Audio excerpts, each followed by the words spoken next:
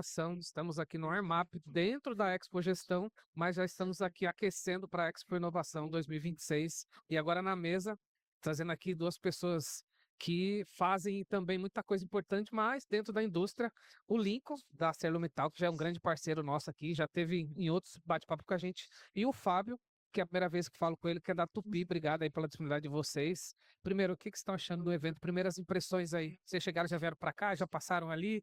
Fábio, começar com o Fábio, que ele é a primeira vez aqui, Lincoln. Eu vou dar a chance para ele, né? Maravilha, obrigado.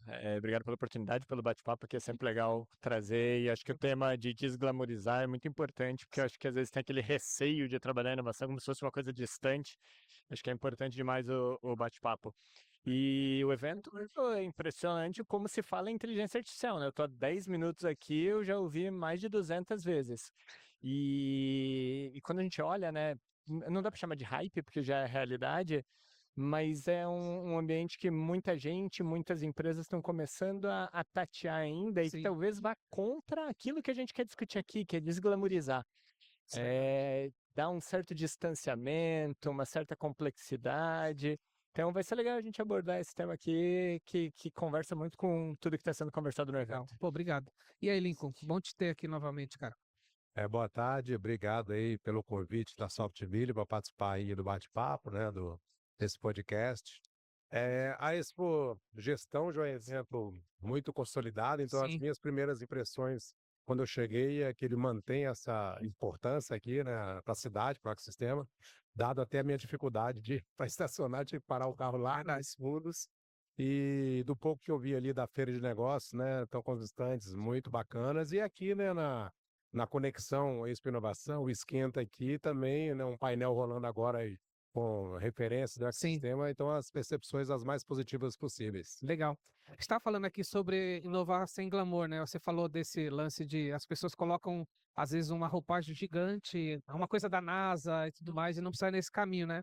E vocês que estão na indústria, eu acho até que às vezes parece que lá é até um pouco mais desafiador, porque parece que lá não tem tecnologia, um monte de coisa, né? Desculpa, vou começar pelo Lincoln aqui agora. O Lincoln, como é que você olha essa visão que as empresas têm? Como é que a gente pode quebrar um pouco essa Então, glamorização? Vou usar o termo que o Fábio trouxe aqui. no caso da ArcelorMittal, a gente já tenta colocar que inovação não é só essa disruptiva, aquela que, né, que transforma. Nós, como produtores de commodity, a gente é meio obcecado, né, por excelência operacional. Então, para a gente, qualquer inovação incremental é muito valorizada. Muitas das vezes, elas é que geram as nossas maiores jazidas de valores, até pelos volumes, né, que a gente produz. E até esses horizontes mais disruptivos, né, no conceito lá de H2, H3, a gente já tem muito cauteloso. Sim. Na verdade, a gente pratica muito o incremental do H1, e o H2 e o H3 a gente olha com muita cautela pelas oportunidades, né, ou pelas experimentações que elas nos permitem, mas para a gente é muito claro que o incremental é o que entrega às vezes, muito mais valor para o negócio. Sim, muito legal. Como é que vocês enxergam isso dentro da Tupi, que também é uma outra empresa que é grande? Dentro da empresa da estrutura como a de vocês, também não é fácil olhar para esse lugar, acredito, né? Eu acho que é eu não diria um problema, mas é uma situação comum para a Desafiante, né? indústria, né? A gente também, em bens de capital, tem a mesma perseguição por uma eficiência, então, Sim. de fato, pelo modelo de negócio, já é natural que sejam valorizadas aquelas inovações que são mais incrementais, de fato, que vão trazer ganhos, quando você olha, a monta não é tão grande, mas eles empilhados fazem muita diferença Sim. para o negócio, né? Verdade. O grande desafio é como a gente combinar isso de uma forma ambidestra, porque, de fato, se colocar todo o canhão para o curto prazo e esquecer do longo prazo, esse longo prazo uma hora vira o curto prazo e aí talvez o teu resultado vai demorar um pouquinho mais ou você vai ter concorrentes que se anteciparam no movimento. Então, esse equilíbrio é fundamental. E aí, dentro da indústria, a gente não está alheio a condições de mercado. Se a gente pegar 10 anos atrás, lá, 2015, 2016, você tinha uma dificuldade de acesso a capital, você vinha depois ainda com resquícios da crise de 2009, as empresas olhando ali, as empresas digitais super se desenvolvendo, e como assim a gente na indústria não consegue? Então houve até uma descredibilização do P&D tradicional e uma busca por trabalhar como startup. 5 anos depois, ali no pós-pandemia, recuperação, juros quase zero, você tem um incremento dessa corrida, porque era muita gente desenvolvendo tecnologia. Sim. E agora eu acho que a gente vive um novo momento, que é um momento onde muito daqueles valuations do momento de ouro não foram entregues. Sim. Há uma certa descredibilização dessa inovação mais de segundo e terceiro nível, e aí é muito importante o propósito, o método que a indústria coloca dentro das suas organizações para trabalhar essa inovação, ou seja, nunca ter abandonado o incremental é fundamental para que a gente possa continuar olhando também para o médio e longo prazo. Concordo. Você falou uma palavra que me chamou a atenção, que é o P&D, né? O que aconteceu? Será que o P&D se vendeu um pouco como deveria? Porque o P&D das empresas, principalmente as tradicionais, sempre estiveram lá cuidando com isso, né? Não sei se o que você trouxe para esse site, falou, pô, é verdade. O P&D nas empresas tradicionais sempre estiveram lá. Será que eles não se venderam como deveria? É um exercício aqui meio, eu tô viajando no Lincoln. Não, o nosso P&D, para a gente já tem uma referência, né? A ArcelorMittal, ela Você tem só da porta para fora isso, né? isso. A ArcelorMittal, ela tem um P&D numa rede global, são mais de 1.600 pesquisadores. A gente, com muito orgulho, tem a única unidade de P&D no hemisfério sul do Uhum. planeta, que é o aqui do Brasil. Hoje ele está num tandem junto com a Espanha e liderado até por um brasileiro. Então, e eles têm um foco muito no produto e no processo, né? Então, enquanto que o nosso P&D trabalha no desenvolvimento dos aços do futuro, os aços de última geração, e como fazer de forma cada vez mais eficiente esses aços, também com alguns desafios na parte de descarbonização, o programa Inopse vai explorando as novas Sim. tecnologias e a transformação digital da empresa, né? Cada um na sua, vamos dizer, especialidade, e flui muito bem. Para nós, no caso do P&D, é ter uma referência. Olha só. E vem de uma história, né? Porque a ArcelorMittal é uma empresa, é uma multinacional que está na Europa. A Europa é o berço da siderurgia, né? Sim. Nasceu ali, né? Então, inclusive, é onde tem a maior quantidade desses C&Ds, né? Desses centros de pesquisa que a gente tem, né? E eles trabalham de forma integrada com todas as demais unidades ao redor do mundo. Interessante. Eu acho que a Tupi tem uma história relativamente semelhante, claro, com as proporções em relação ao grupo ArcelorMittal. Mas o que o Lincoln descreve é um método, é uma clareza de qual que é o papel de cada um dos clusters da organização a serviço de que eles estão. Eu acho que o grande desafio ali que ocorreu nessa época de 2015, ele veio muito das empresas que não tinham muita clareza de como desenvolver a sua inovação e criaram até uma rivalidade entre uma área de inovação e uma área de P&D.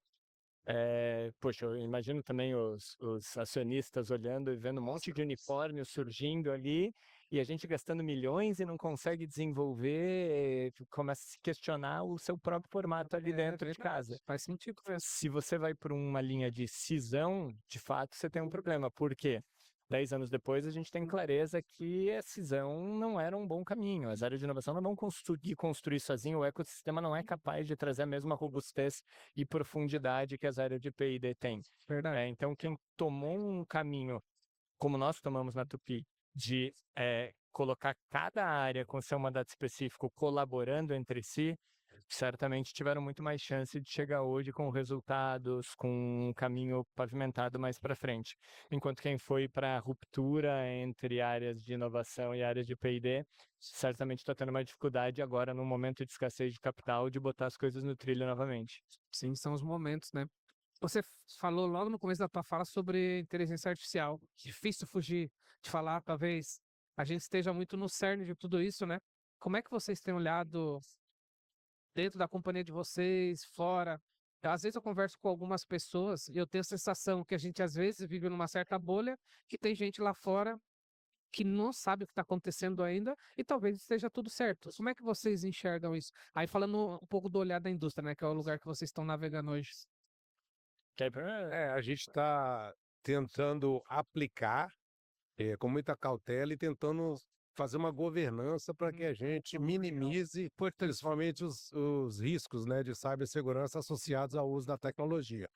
A gente é usuário da plataforma da Microsoft, né? Então o Copilot ainda está tentando explorar o máximo, né, da potencialidade, e as demais IAs hoje, que é uma quantidade absurda, Todo dia a gente surge tem, né, feito essa governança para que a gente tenha o máximo de benefício dela, mas minimizando os riscos que também ela traz num uso muito intenso, né? Mas assim, é inquestionável os ganhos de Sim, produtividade, sem né? dúvida. E todos os benefícios que ela traz para a gente. Então, a empresa, a indústria, né, como tradicionalmente seguidora, né, a gente nunca foi líder em algumas tendências tecnológicas, até mesmo pela responsabilidade e o risco maior que a gente tem dentro da indústria, a gente não está deixando de ser um bom seguidor, mas buscando uma forte governança para minimizar os riscos. É, o cuidado que a gente tem muito, olhando para todos os nossos stakeholders, né? Porque o que acaba acontecendo é o acionista, o conselho de administração, ele vê, ele cobra. Uhum. O colaborador, ele vê, ele cobra. E acho que a gente, e aí quando eu falo a gente, não é só uma área de inovação, uma área de planejamento estratégico, que é onde eu estou inserido, mas também a área de transformação digital e todas as demais áreas da companhia, é ter muita maturidade e cautela na hora de comunicar, inclusive internamente. Perfeito. A inteligência artificial, ela é fundamental, a gente tem que estar na vanguarda, só que a gente tem que estar na vanguarda com profundidade.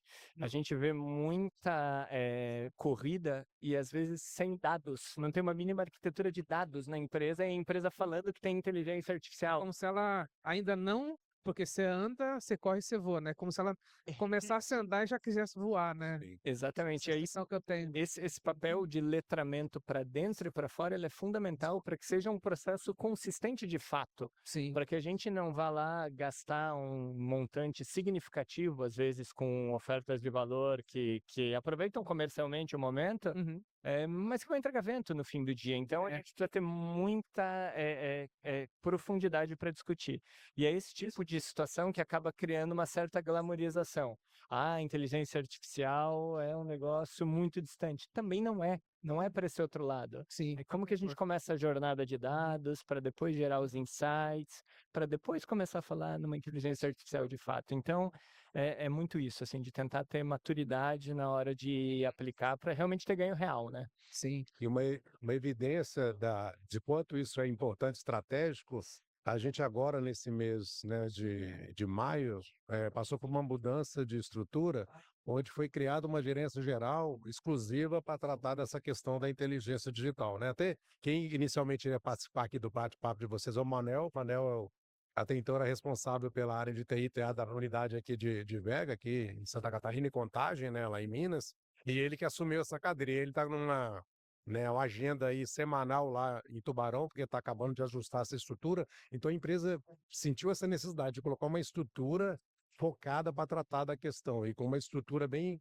importante embaixo desse novo chapéu que ele está assumindo. Então, isso vai muito ao encontro do que eu falei, da questão, Sim. né, de você ter a governança e ter uma estrutura também que cuida dessa governança.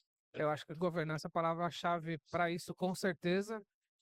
Por exemplo, na minha empresa eu reuni pessoal uma vez, várias vezes, educando, né? Ó, a gente tem aqui, a gente adotou Google. São plataformas, mas todo mundo vai chegar no mesmo lugar. Então, ó, vamos ter esse cuidado. Beleza, você quer usar, mas vamos ter esse cuidado assim, assim, né? Eu acho que esse cuidado de educar é muito importante para você não cometer os erros de colocar dado em um lugar Perfeito. errado, né? Então fica essa dica até quem está nos assistindo. Isso não depende do tamanho da sua empresa, Exato. né? Talvez a pequena fique até mais suscetível do que a grande, que tem um cuidado com governança. Mas enfim, só para virar a chave, que senão a IA ela domina, né? Ela chega aqui e domina. Eu queria saber de vocês dicas para empresários do setor da indústria que estão num evento como esse. Como é que ele pode beber dessa fonte? Porque muita coisa acontece aqui dentro com conhecimento, com stands. Por exemplo, a Expo Inovação, né? A gente tem sempre a ArcelorMittal lá todo ano trazendo novidade. Como é que as empresas podem beber um pouco dessa fonte para levar insight para dentro de casa, né? Porque às vezes as empresas, elas. E aí aqui eu não estou falando de tamanho, né? Porque inovar é para grande, para pequena, para quem está começando. Enfim, como é que ela aproveita tudo isso aqui para poder levar ideias para dentro de casa? Como é que se oxigena? Como é que vocês olham isso? Bom, ali eu vou falar no nível particular mais do que no nível Perfeito. pessoa jurídica, tá? Eu venho com um caderninho e aí tem um pouco da atribuição de função que também, além de inovação, também Faz quase temos o curadoria. planejamento estratégico na mesma estrutura na companhia. Eu tenho no meu bloquinho de notas tem uma barra no meio e de um lado eu anoto o que eu estou vendo que vai ajudar a companhia a acelerar a sua estratégia e do outro lado eu anoto o que eu estou vendo que pode mudar a estratégia da companhia.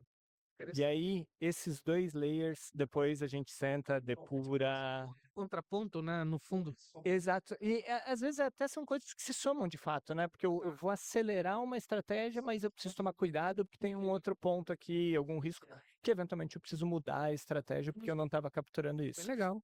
E a partir daí a gente vai desdobrar. A inovação, ela acaba sendo um segundo layer nesse momento. A partir disso, o que eu descobri aqui, como é que eu vou botar a inovação a serviço dessa estratégia? Esse casamento ele é super importante. Mas, resumidamente, olhar o que vai acelerar a minha estratégia e olhar o que está acontecendo que pode ter, Muito bom. me impor uma mudança de estratégia. Ótimo método. Eu acho que a resposta do Fábio na parte de conteúdo foi perfeito. O que eu acrescentaria, eu acho que eventos é sempre uma oportunidade muito rica para conexões e network, né? Sim. A gente acredita muito no poder das conexões, tanto é que desde o lançamento do programa a gente tem equipes de relacionamento com o ecossistema, a gente procura estar com a agenda sempre muito disponível para que essas conexões aconteçam. A gente tem a questão da serendipidade, né? Que é aquilo ao acaso que o ecossistema proporciona. Então, às vezes você vai no evento buscando algo e de repente se depara com uma outra oportunidade e você enxerga que aquilo, né, pode ser utilizado e resolver uma grande dor, um problema. Então, eu acho que essa parte de conexão, né, e de network também é fundamental de vir com esse olhar, né? Até mesmo que hoje é uma concorrência, né? A gente tem uma feira de negócio aqui com umas palestras muito interessantes, você fica sempre, né, eu vou me conectar ou eu vou absorver os conteúdos, né? E aí eu acho que tem que fazer um equilíbrio para você usufruir desses 2 benefícios que os eventos trazem para nós. Legal. Lincoln, Fábio, queria agradecer vocês aí pela disponibilidade. Que vocês possam ter um excelente evento. Claro, conto com vocês lá na Expo Inovação também. Bom, obrigado, viu? Valeu. Plena inovação.